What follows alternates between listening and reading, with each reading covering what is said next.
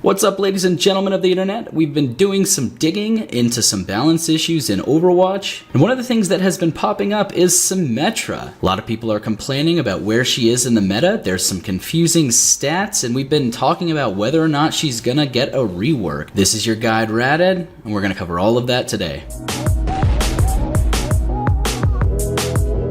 So jumping down the rabbit hole, we've been seeing some news from Reddit. A user by the name of Prozencons, if I pronounced that correctly. This was a really interesting post to me because he's talking about some stats that Symmetra just doesn't have. There's just no in-game stats for. He's saying her shield gen, which you would think there would be stats for because it's one of the core parts of her kit. And it's really weird that she wouldn't have stats for that in-game. It would almost seem like Blizzard is neglecting her. So jumping down that rabbit hole, we started to talk about whether or not she needed a rework. We were kind of on the fence about it. By the time I saw her win percentage, I was convinced that she didn't. But then Your Overwatch actually put out a video on this. Highly suggest you guys go and look at this video. There's a lot of great information showing that she does indeed need a rework. So I don't even think that's a question anymore. They have way more information than we were able to gather in a short amount of time. So that's not really what I want to talk about today. What I want to talk about is actually why it was so confusing to us if Symmetra needed a rework or not, because I think that is a more interesting story for Overwatch.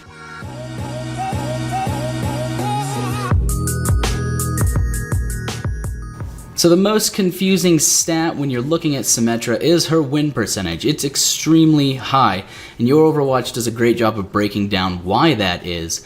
But also looking at some other defense heroes, we see that Torbjorn has the second highest at 56.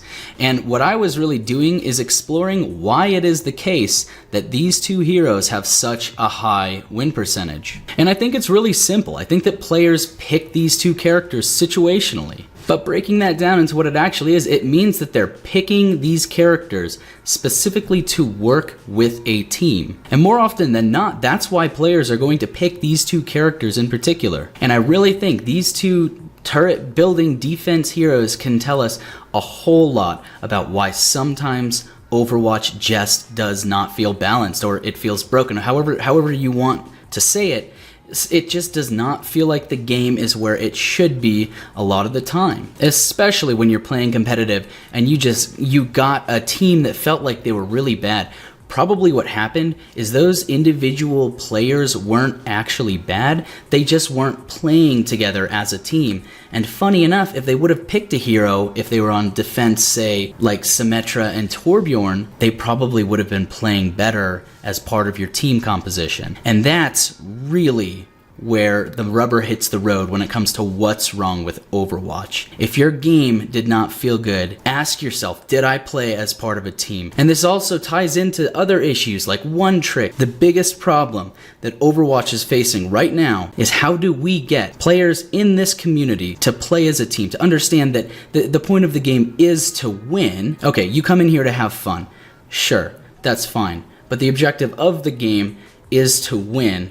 And to do that, that requires you to play with 5 other players as a team. And if you're not doing that, or somebody on your team isn't doing that, your chances of winning just go way down. And you can see that as I'll pull up these stats again. As you go through these stats, you'll see players with low win percentages are likely characters like McCree and Genji and Soldier.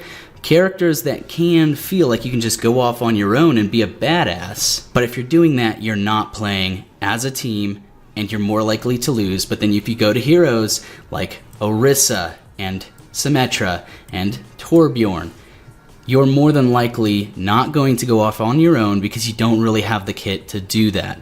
So you're going to play as a team and you're more likely to win. And this is something that I think we all need to internalize. We all need to think about. Maybe we'll do a larger over a beer on this channel where it's the 3 of us talking together about this problem.